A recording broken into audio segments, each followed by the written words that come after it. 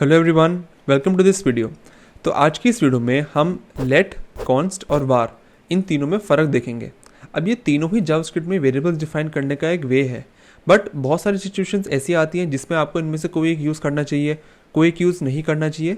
तो आज की इस वीडियो में हम वही आपका सारा कन्फ्यूजन क्लियर करेंगे। And as usual please make sure to check out the link in the description, जहाँ पे आज जो हम प्रोजेक्ट सब बनाएंगे छोटा सा उसका कोड होगा, प्लस आज के वीडियो के लेक्चर्स भी होंगे। तो चलते हैं और शुरू करते हैं। So guys, as you know मैं VS कोड यूज़ कर रहा हूँ और मैंने VS कोड को यूज़ कर एक छोटा सा टेम्पलेट बना रखा है और ये इसकी script.js फाइल है जहाँ पे हम जावास्क्रिप्ट लिखेंगे। अब यू मस्ट बी नोइंग कि वेरिएबल्स क्या होते हैं। वेरिएबल्स में आप कोई भी वैल्यू स्टोर कर सकते हैं और फिर उन वेरिएबल्स को रेफर करके आप अपनी पूरी फाइल में कोडिंग कर सकते हैं। अब सबसे पहला जो वेरिएबल हम सीखेंगे उसको कहते हैं लेट। अब लेट से मैं यहाँ पे लिखता हूँ let a is equals to और age is equals to 18 and I say console.log age। ठीक है। सो अब गेस कर पा रहे होंगे इसका आउटपुट क्या होगा। इसका आउटपुट होगा 18। ठीक है। अब लेट कहाँ यूज़ करते हैं? लेट वहाँ यूज़ की जाती है जहाँ पे आपको पता है कि ये वैल्यू चेंज होने वाली है। अब अगर मैं यहाँ पे लिख दूँ एज इज इक्वल्स टू 20, ठीक है, और यहाँ फिर से लिख दूँ console.log age, सो देख पाओगे इसकी एज की वैल्यू होगी 20। So let is use at places where you know कि उस वेरिएबल की वैल्यू आगे हम कोड में चेंज करेंगे ही करेंगे। सो ये तो एक कंडीशन है जहाँ पे आप लेट यूज़ करेंगे। सेकंड कंडीशन वो होती है कि लेट से कि आप कोई कोई ऐप बना रहे हैं या फिर कुछ वेबसाइट बना रहे हैं एंड यू वांट कि जो भी मेरे को वेरिएबल्स चाहिए मैं उनको पहले डिक्लेयर कर दूँ। ठीक है। लेट से अगर मैं कहता हूँ कि लेट से आपको 5 वेरिएबल्स की ज़रूरत है अपने फाइल में, तो आपने A B C D E आपने वेरिएबल्स डिक्लेयर कर दिए, फिर आगे आने वाली कोडिंग में आपने फंक्शंस बनाए, बहुत चीज़ें करी और फिर जाके आपको उसको वेरिएबल को वैल्यू देनी हो, तो इस केस में आप लेट का यूज़ करेंगे क्योंकि let allows you to just declare variables without giving them any value. So these are the two conditions where you will use let. The second variable in fact जो हम सीखेंगे उसको कहते हैं कॉन्स्ट। अब अगर मैं यहाँ पे लिखता हूँ const let's say b is equals to 12 and I console.log b। ठीक है। मैं फ़िलहाल के लिए लेट के सारे कंटेंट को कमेंट कर देता हूँ and I give it a save. So अब देखोगे कि यहाँ पे आ गया आउटपुट 12, जो कि तो लेट में भी हो रहा था, but as the word says const stands for constant. अब मैं इस वैल्यू को चेंज नहीं कर सकता हूँ। अगर मैं करूँगा b is equal to let say मैं 15 कर दूँ, ठीक है ना, and I do console.log b and I give it a save, तो वो क्या लगता है क्या होगा? यहाँ पे एरर आ गया, assignment to a constant variable, कि आप कॉन्स्ट को कोई वैल्यू नहीं दे सकते हो। And this is the only reason कि जब भी आप कांस्टेंट वेरिएबल्स डिक्लेयर करेंगे आपको उनको वैल्यू देनी ही होगी। अब ये तो चलो एरर हो गया, मैं इसको कॉमेंट आउट कर देता हूँ। जैसे कि आपने यहाँ पे लिख दिया था कि late A B C D E, कि आपने बस डिक्लेयर कर दिया बिना वैल्यू दिए, ये आप कॉन्स्ट में नहीं कर सकते। मैं ये नहीं कह सकता हूँ कॉन्स्ट C और ख़त्म, ये एरर दिखाएगा कि assignment to a constant variable, कि आपको असाइनमेंट कर देना ही होगा इस वेरिएबल को, वरना आप सिर्फ डिक्लेयर नहीं कर सकते।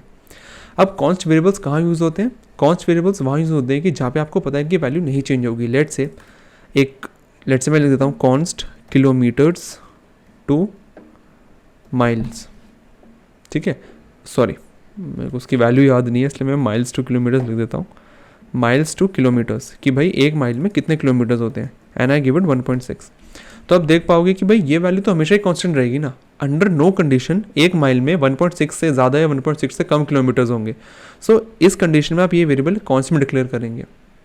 इनफैक्ट अगर कोई ऐसा वेरिएबल भी नहीं, चलो ये तो भाई कन्वर्जन है तो हमेशा ही कांस्टेंट रहेगा, बट यू शुड ट्राई कि अपने फाइल में जहाँ तक हो सके आप सिर्फ कांस्टेंट वेरिएबल डिक्लेयर करें, क्योंकि इससे एरर के चांसेस कम हो जाते हैं। अगर वेरिएबल्स आप चेंज कर सकते हैं, तो अगर लेट से आपने गलती से चेंज कर दिया या कहीं कुछ हो गया तो आप ढूंढते ही रह जाएंगे गलती कहाँ है। तो इट्स बेटर कि आप हमेशा उनको कांस्टेंट में डिक्लेयर करें कि अगर आपसे गलती से वैल्यू चेंज हो जाए तो वो एरर ही दिखा दे।